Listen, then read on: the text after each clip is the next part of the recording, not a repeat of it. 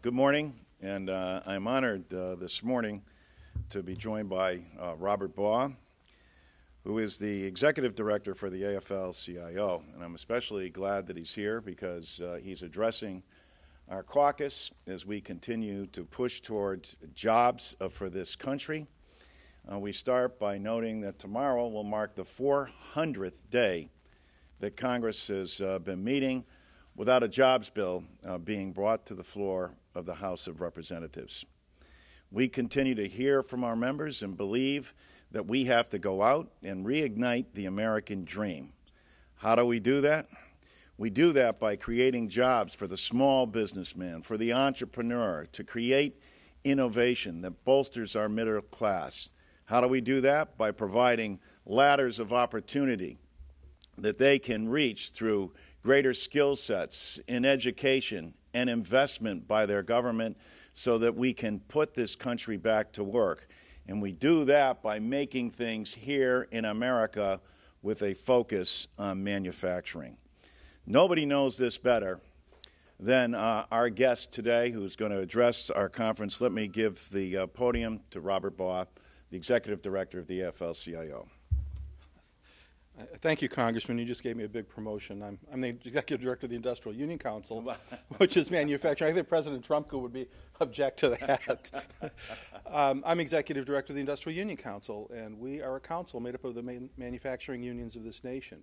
And very honored to be here today to speak to the caucus about this.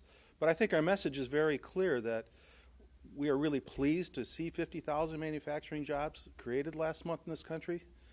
But I'd make the point we'd have to do that for the next 100 months to hope to even regain what we've lost in the last decade.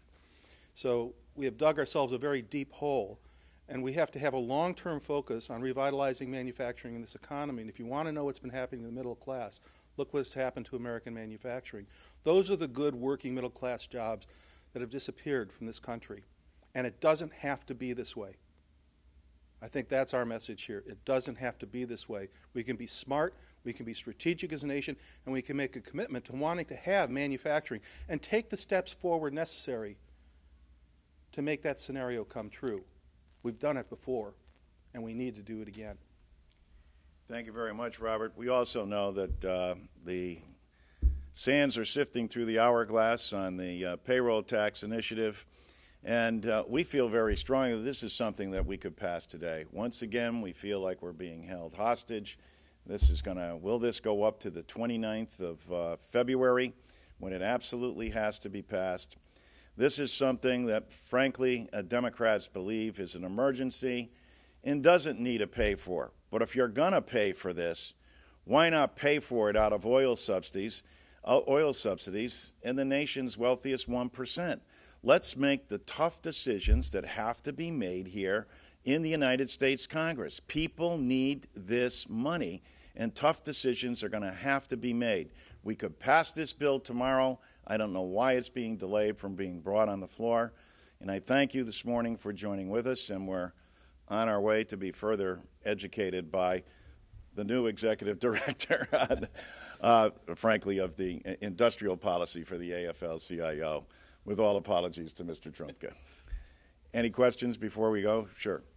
In terms of the payroll tax cut deal, a lot of people are referencing it, saying that it might end the way that the supercommittee did with failure. Are you worried that it might fail, that the conference might not be able to get a deal? And also, would you be open to a shorter-term deal? Democrats have been talking about something like another 2-month deal. Listen, I think one of my constituents said it best. What we have created for the American people is the dark abyss of uncertainty. We have now punted this on 2 specific occasions. This would be a 3rd time. What we need to do is provide the American economy, and more importantly, the American citizens, with certainty. I would remind members of Congress as well, when they checked their paychecks this past month, and they saw all of a sudden that there was an increase in that instead of the decrease that had been expected. And it was because of inaction by the United States Congress. And that's what we need to do, is to have action. I think that it should be passed for a year. I think it's time to bite the bullet. Obviously, we don't think it should be paid for, that we think they should recognize it.